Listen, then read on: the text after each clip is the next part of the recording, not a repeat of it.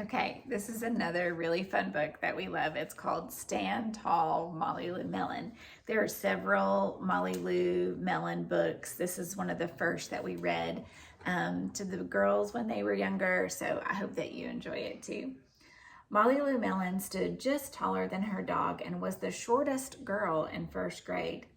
But she didn't mind. Her grandma had told her, "Walk as proudly as you can and the world will look up to you." Do you see Mollie Lou Melon way over here? So she did. Sometimes she stood on her head on a banister.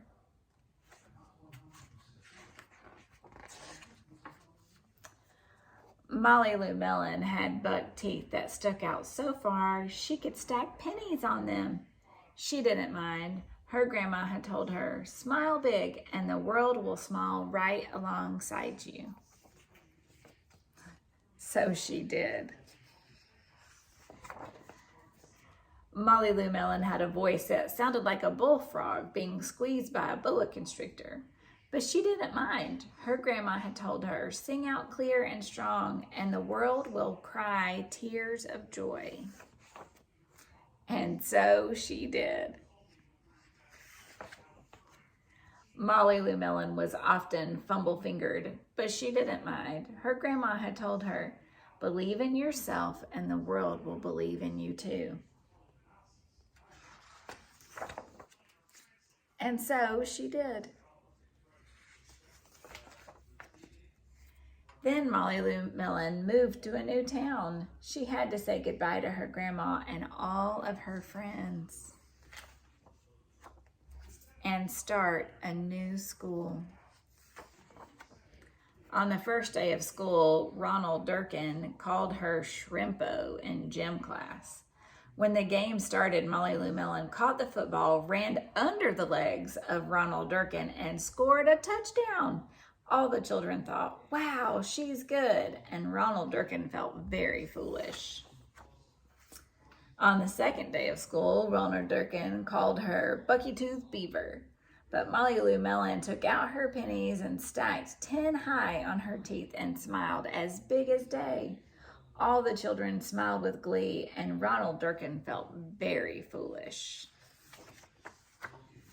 On the third day of school, Ronald Durkin said, "You sound like a sick duck. Honk, honk." Mollie Lou Melon sang out a quack so clear and strong that it made Ronald Durkin somersault backwards, hit his head, and have to go to the nurse. All the children cried with joy to be free of Ronald Durkin for the rest of the afternoon, and Ronald Durkin felt very foolish.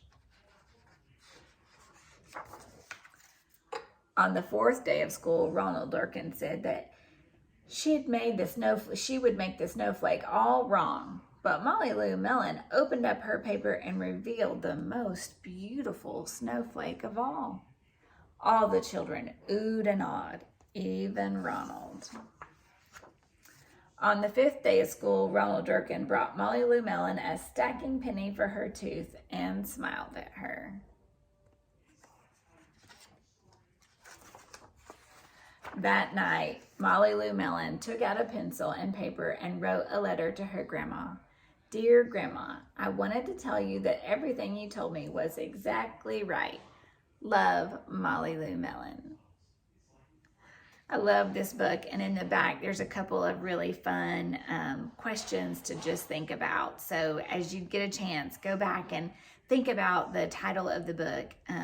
Does the title character look as tall as it implies? Explain what stand tall means. What do you think it means?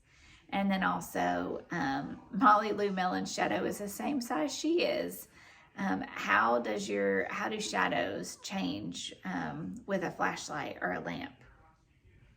Some things that Mollie Lou does are realistic and some are not. Do you think a girl could really juggle a unicycle or stack so many pennies on her teeth? What about her looks small when she boards the bus? Does she seem happy to be boarding the bus? And what pictures do you see in the book that show Mollie's confidence in difficult situations? How did Molly feel when Ronald said things like Shrimpo and Bucky Tooth Beaver? Has anyone ever teased you like Ronald teased Molly? Make a list of things that you could do to stand tall, to be proud of who you are, and all of the wonderful things about yourself. I hope you enjoy Stand Tall, Mollie Lou Melon.